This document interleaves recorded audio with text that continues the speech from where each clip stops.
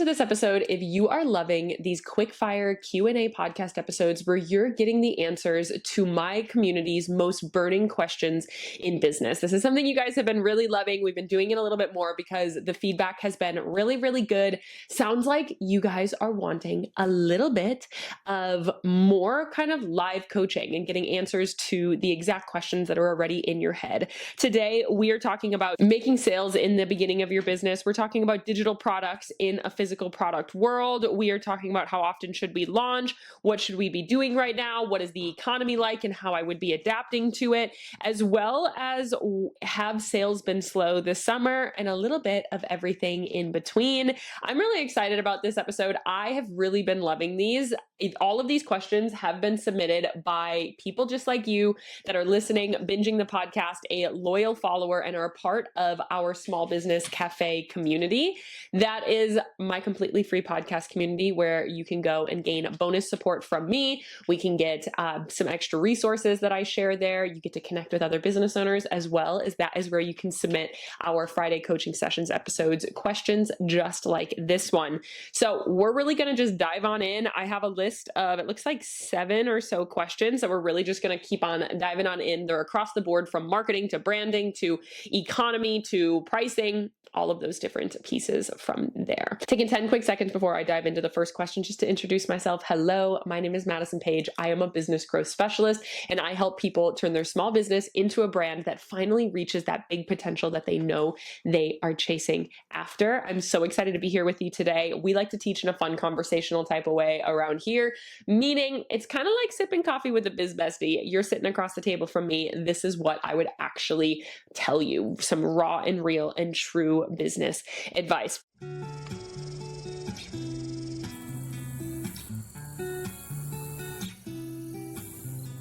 Let's kick it off with, what can I do to drive sales in the very beginning of launching my product-based business? So Mary, who asked this question, my thoughts for you here, I don't know if you've launched, if you're pre-launch or just after the official launch, but your biggest goal is to drive sales. How you really go about doing that is it identifying who your very specific ideal customer is. Who are you actually trying to sell to? What makes your product so incredible for that ideal customer, for that person? What makes it so different? What makes it so unique?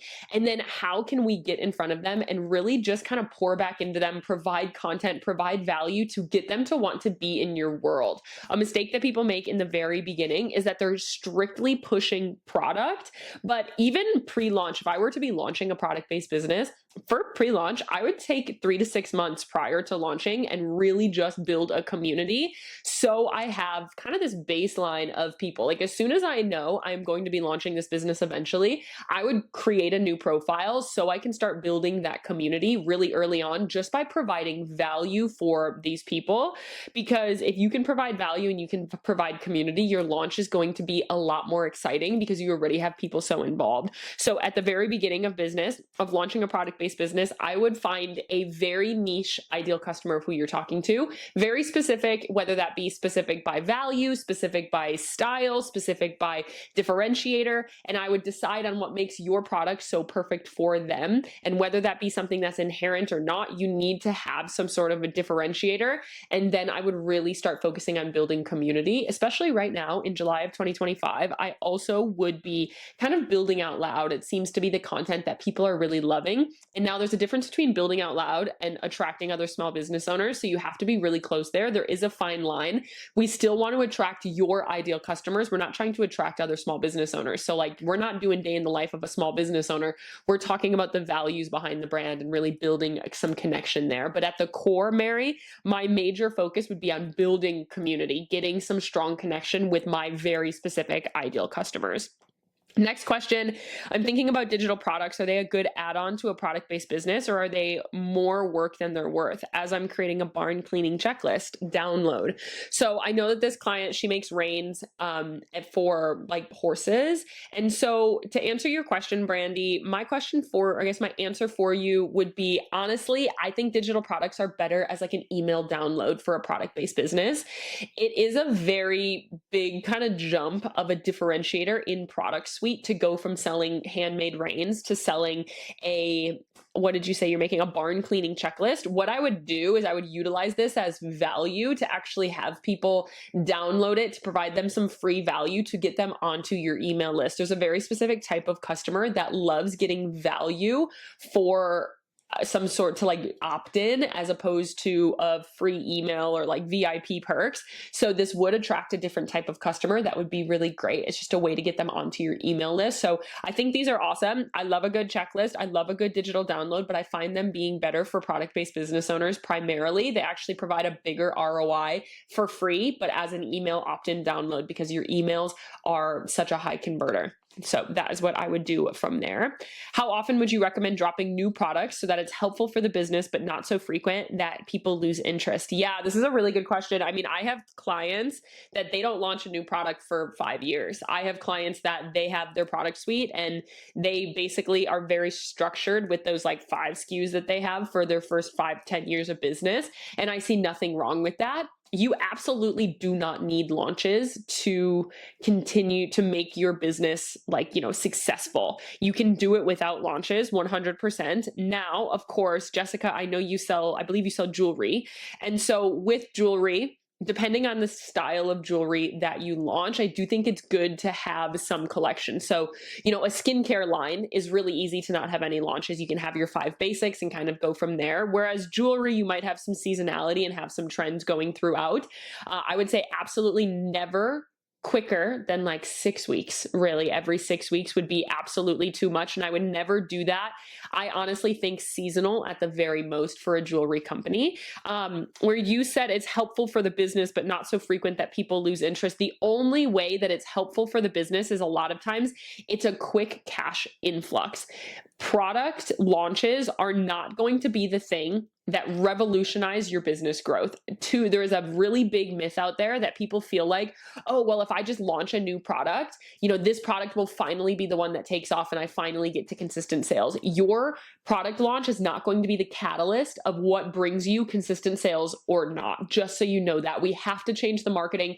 We have to change the way that we're selling, and we have to make some changes in the back end. So it can be helpful for the business to kind of get some quick cash influxes, bring some sales in 100%. But you are so right that people can very often, it's not that they're going to lose interest, it's that they're only going to buy from you when you have a launch going on. So it's going to be very hard to ever get to consistent sales. You're going to burn out. Your marketing is so diluted when you're constantly launching because, you're talking about one thing and then you're right away moving on to this other thing and then you're moving on to the next one just a couple of weeks later. What happens is A, you can never sell through your inventory. B, it's so expensive, so daunting, so energy draining once you are launching. If you're launching every couple of months, because you have to take photos, you have to upload them, you have to do the new content, you have to launch. What I would rather you do is have one line or one kind of, a basics line, a signature line of jewelry or clothing or whatever that might be. If you do have a business that is kind of collection heavy, because there are definitely businesses like that out there, is have a signature line that people can really attribute to, and then launch something at the very most seasonally and launch like 1 to 2 to 3 things in those launches just to bring an influx, bring some excitement, bring something new.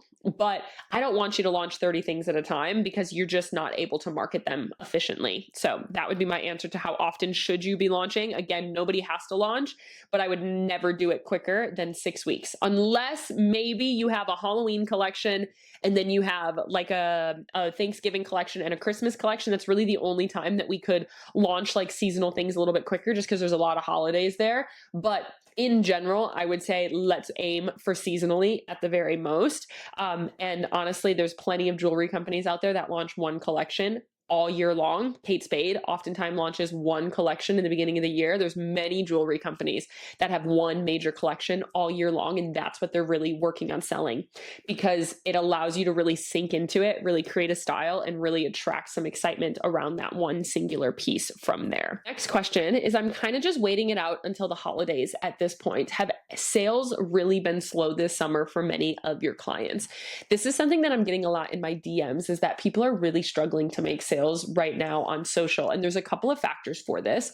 First things first is that things have definitely changed. The reason people buy, especially in the last like 6 to 12 months, have made a really big shift. Why that is because there's things going on in the world, there's things going on in the marketplace, there's a lot of saturation out there that people are much more skeptical around everything. People have been scammed by businesses out there. People have bought plenty of products that just didn't work. We are being sold to from all angles. If you go on TikTok, every like fourth video is somebody trying to sell you a product. And we are becoming so incredibly overwhelmed as a consumer that as a brand, you have to be smarter these days. As a brand, you have to be smarter in how we're actually building community away from just feeling like you're shoving product in people's faces. Now, people need to know what you sell and what it's going to do for them. But more importantly, people need to know the brand now more than ever. Young millennials to like old Gen Alpha, they are the most value-driven consumers we have ever seen. What that means is they do their research on the brand. They care about the values of the brand. They care about what it means to purchase from you, what it means to like actually choose your business with my dollars. That doesn't mean that it needs to be a political thing. It just means from a value perspective, what does this mean if it means that I'm purchasing from you? And does it mean that I am supporting, health and wellness? Does it mean that I am supporting longevity? Like, what are my values and why does this purchase support my values? So to say that you're just waiting it out until the holidays at this point is doing yourself a really big disservice because people are still buying. I have clients right now that are hitting their record-breaking sales month every single month. I have clients that are still making major strides, but what have they done? They have adapted. They have changed the way that they're marketing and they're stopping focusing on product sales. The reason that you feel like you can wait until the holidays is because there's more people that need to buy over the holidays. There's more people that are like looking to purchase over the holidays.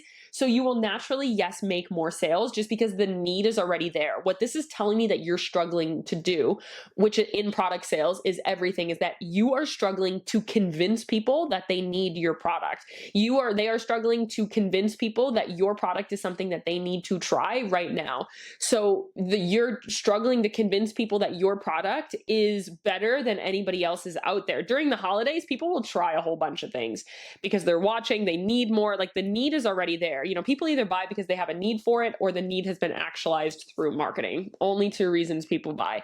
And so you are struggling to get people to actually feel something around your brand to convince them that they actually do need it enough. So this tells me that this isn't like a sales problem. You have a marketing issue is what I'm assuming. I haven't dove too deep into your brand, but you're doing yourself a really big disservice if you're not doing anything until the holidays right now. If you have a brand that is primarily a fall and winter brand, you absolutely should be grinding right now to prepare for the holidays, but it doesn't mean that people aren't buying right now. That just means that we need to reframe how we look at marketing and why people are buying, because the market is going to forever change.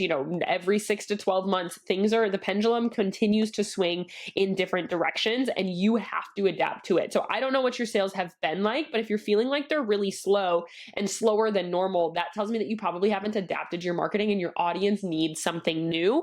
If you are saying, my sales have kind of always been slow and they're just like consistently being slow, that would also tell me that we need to probably do something new. We need to add in a new strategy here, but we need to focus on deeper than just products. We need to make people feel like, oh, this is something that I really, really need. Now, the holidays are a really great point for you to jump ahead in your business to get a good cash flow. But if you're not making sales now, that doesn't mean that you will make sales in the holidays if you're really struggling right now, because just because more people need to buy doesn't mean that they will choose to buy from you. There's so much noise, so many people buying from that or selling at that point, trying to get them to buy. And so it's okay. You have to realize that during the holidays, it doesn't mean that you will automatically make more sales. You have to make the strategic changes now in order to have the momentum by the holiday season. How do you feel about the economy? Is it impacting the e-commerce world right now? How do you feel the economy is impacting the e-commerce world right now? This is kind of going off of that last one. Hey, I'm jumping in here for 30 quick seconds for those of you who are loving the podcast but wish we could dive deeper into every episode topic together. I have actually started a completely free podcast community called the Small Business Cafe for exactly this purpose. Inside this community, we dive deeper into every podcast episode, provide bonus resources, and actually host completely free monthly coaching calls with me, so you can get your questions answered. Plus, you get to submit your questions for our Friday coaching session episodes and connect with other founders too. If you have been loving being a part of this podcast and want to connect with other brand founders, plus get extra support from me, click the link in the show notes below to join. I just want to say the economy isn't bad. Consumer confidence was up quite a bit in May and June. It was down in the beginning of the year. It's not that the economy was down, it's a little volatile, to say the least. However, it does mean that consumer confidence is really, really low. And what that tells me is that people are kind of holding on to their dollars, unsure of what's going to happen. There's definitely a lot of ups and downs and different things going on. We had kind of a big market crash and then a big market boom. A lot of changes are going on. And so there's a lot going on in the world. We have wars, we have a new administration, we have different economy changes, we had tariffs, we have a lot of new information, we have low consumer confidence. So the world is just different than it was last year. Now, this doesn't say that this is going to stay forever. This doesn't mean that it's going to stay this way for 4 years. This doesn't mean that it's going to stay with low consumer confidence. We've actually seen in the last 4 to 6 weeks that consumer confidence is actually up. In May, it was up 12 points. In June, it was up some more. And so we need to realize that the economy, yes, things have changed. As I said kind of before, is that people are buying for different reasons, but why they're buying right now is from a more value-centered approach. So it just means you have to adapt your marketing to what's going on. People need more trust, they need more connection, and they need to know that what your business is what they stand for.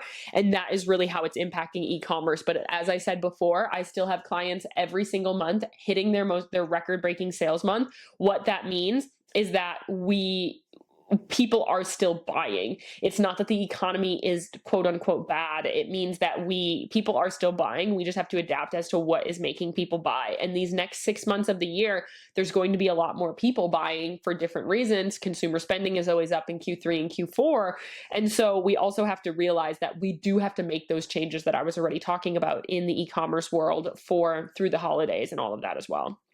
I hear everyone say to go wholesale for big orders, but it doesn't work for me. What can I do instead? I get this a lot where people come to me and they're like, I tried to do wholesale, but it just doesn't work for me. There's really one major reason that wholesale doesn't work for you from a strategy perspective is if you have a really tight profit margin. If you have a really tight profit margin, or I guess if you're handmade, which leads to having a really tight profit margin, wholesale is going to be really tough. Why that is because your product takes so much time for you to create that it's going to be hard for you to take 50% off of every single product. You're basically cutting your profit margin. If your profit margin is 30%, if your profit margin is 80%, you're going to a 30% profit margin if you're selling wholesale, because you have to sell wholesale at 50% of your cost. Most of people is really it's very industry standard. So really the only 2 reasons wholesale wouldn't work for you is A, if you're handmade and it just takes you too long and it's just not worth taking the price cut, or B, if your price right now, if your profit margin is too low that you can't afford to sell something at 50% and still operate your overall business. Both of these kind of come from a production standpoint. Are you not able to produce the amount of product that a wholesale order might need? Can you not keep up with it? Or is your pricing does it not make sense? Now, wholesale is not for everybody. Handmade products and low profit margin products, it's going to be really, really hard. But at a certain point of your business, wholesale should work for you, as long as you have a product that doesn't take long to make and has a really solid profit margin, at least over 75% on your full price. Your wholesale should work for you. I think when I have these conversations with people telling me that wholesale doesn't work for them, is that they reached out to either the wrong people or they reached out to probably 50 different stores and they got a lot of no's, and then they were like, it just doesn't work for me. That's not the way that I'm going to expand. That's really not the case. The average conversion rate of a wholesale pitch is 1%. So what that means is you have to reach out to 100 people before you're going to be accepted into one store. But that one store can buy $2,000 worth of merchandise from you every 3 months. And that can stack really quickly. During the holidays, they might be purchasing $5,000 of merchandise from you. So it can stack very quickly, but you do have to look at the overall profit margin and how much time it really takes. If somebody comes to me and asks, are you a good candidate for wholesale? My question is usually, is your product manufactured and what is your profit margin?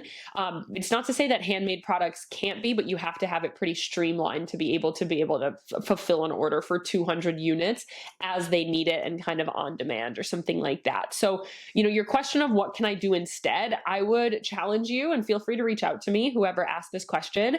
I would challenge you to say, why is wholesale not working for you? And please bring those ideas to me as to why you're feeling that way. But what can you do instead? I think every business should focus on growing your online sales. It's always going to have, the highest profit margin for you is to bring people directly to your own website. Your only fee is like a credit card fee and your website hosting fee and things like that. There's no other added fees to it.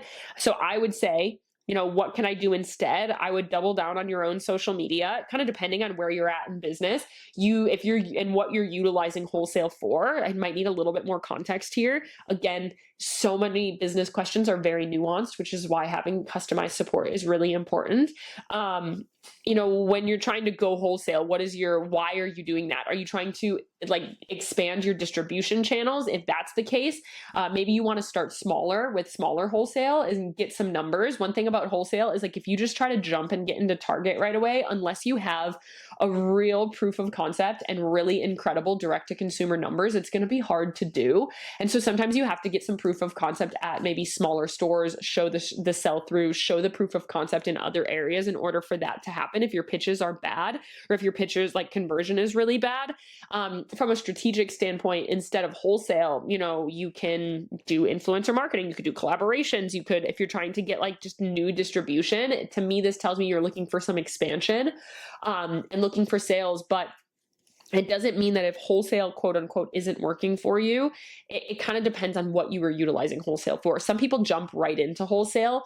And if you're doing that, I would say go direct to consumer instead. It's just going to be a more profitable business model for you. But if you were using wholesale because you already have $25,000 a month in your sales on your own website, direct to consumer, you're utilizing wholesale to kind of expand your distribution channels. And for whatever reason, wholesale just isn't working for you, I would say, you can either do a major brand awareness campaign or maybe go into looking at some collaborations and working with some other people in different areas like that.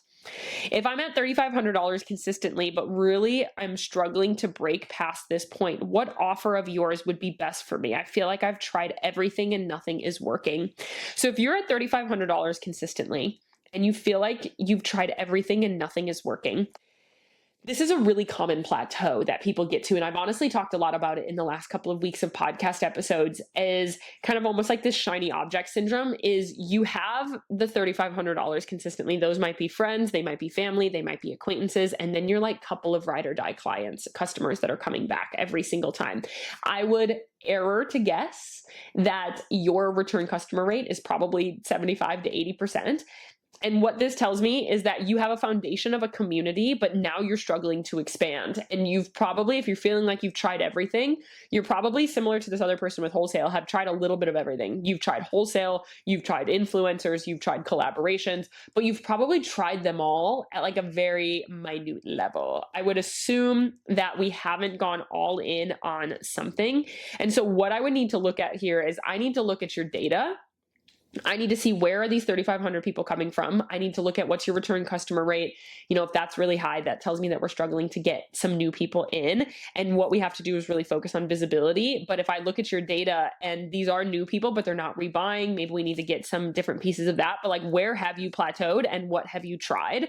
I would say my best offer for you here would be Product to Profit, which is my signature program to help you get to consistent sales, kind of get you to that 100K mark in business, kind of get you to the third stage in business, which is getting you to consistent sales, having a solid growth strategy that you are kind of rinse and repeating over and over again. You know the marketing you need to post, you know the the sales activities that you need to do in order to make sales, and you know the growth activities that you're doing, so you can have kind of that sustainable growth from there. And at this point, it sounds like you're not having sustainable growth. Sounds like you were in a pretty big sales plateau at $3,500, which is a common plateau time, just because a lot of times that's where you can plateau with like your friends, your family, your like friends of friends, and like a small group of a community. What we need to do here is we need to focus on why aren't you growing? Like what is making it where you're not growing? Is it that you don't have new people coming in? Is it that people aren't rebuying? Is it that your marketing just isn't converting new people? And then we kind of have to figure that out. And that's what we do inside of Product to Profit. I do get this question a lot from podcasts, or I guess I hear this a lot when people book a call with me to discuss my different options for support is, Maddie, like I've listened to your podcast for months and I had no idea that you actually work with people. And I'm not just saying this. I actually had a conversation this week with somebody that said, Maddie, I've been listening to your podcast and I like totally didn't expect you to be somebody that would work directly with business owners. Just know that that is my full-time job. That is what I do. This is how people find me to work with me at that capacity. So no matter if you're pre-revenue all the way up to $5 million plus or whatever kind of brand that you have, I work with business owners from pre-revenue all the way up to acquisition or IPO and really help them at the different stages of business. The last episode was about the 6 or 7 different stages that we talked about, the 7 different stages of business growth. And I would say 1 to 3 goes into PTP and 4 to 7 is going to be in strategic advisory. Both of them have full one-on-one custom support. Really the biggest difference is PTP is teaching you sales and marketing, because that is what you need in order to get to consistent sales. Is you need to understand sales, you need to understand marketing. And then in order to scale, it takes a lot more customization based on your long-term goal. In order for you to get to consistent sales, everybody's path is very similar, which is why you get a curriculum. You need this information in order to even get to that point. You won't be able to do it without it. And then from there, we can adapt it. Just like I said with wholesale. Wholesale isn't for everybody, whatever that might be. Influencer marketing isn't for everybody. There's different styles of things. So if you are interested in support, you can always click the link in the show notes and apply. Would love to discuss with you, and we can hop on like a low pressure call where we just discuss what can really make sense for you and your brand. So if you love the podcast and you would love my eyes, my brain inside of your business with you, my programs are not just like a coach. It's not just like me teaching you something. It's really having me as almost like a business growth partner inside of your business with you to answer your questions, to provide you plans, to provide you checklists, provide you some structure and some strategy behind everything that you're doing. So thank you to whoever asked that question. I would say if you're stuck at $3,500 in sales, that would be in PTP. And then I can kind of help you get past, and that it is consistent sales, which is why I kind of hate that term. You are at consistently $3,500. But when I say consistent sales, I want like consistent growth as well. So we don't want to see you at a plateau. We want to see you hitting, 5,000, 8,000, 10,000 and beyond. And then I would say once you're kind of in that 8 to 10,000 and beyond range, then that would be more going into strategic one-on-one advisory from there. So those are my questions. I hope that this was helpful for you. If you guys ever want me to answer your questions on one of our Friday coaching session episodes, feel free to join the Small Business Cafe. You can click the link in the show notes below. Would love to have you there. There you can connect with other business owners. You get bonus support from me. We have a monthly coaching call where you can actually sit down and ask me these questions live, as well as you get bonus resources and some connection with me inside of there as well. Would love to have you. If you have any questions for me, feel free to reach out. I would love to hear if you guys like these quick rapid fire episodes, or if you'd like full episodes breaking down one question where I can talk about answer one question in 15 to 20 minutes in a full episode, or if you prefer kind of quick and snappy and get more questions answered. I would love to hear that from you. Please feel free to reach out and DM us on Instagram or put it in the YouTube comments below. I hope that you guys have a wonderful day. I love you. I'm rooting for you. I'm in your corner always, and I will talk to you very soon.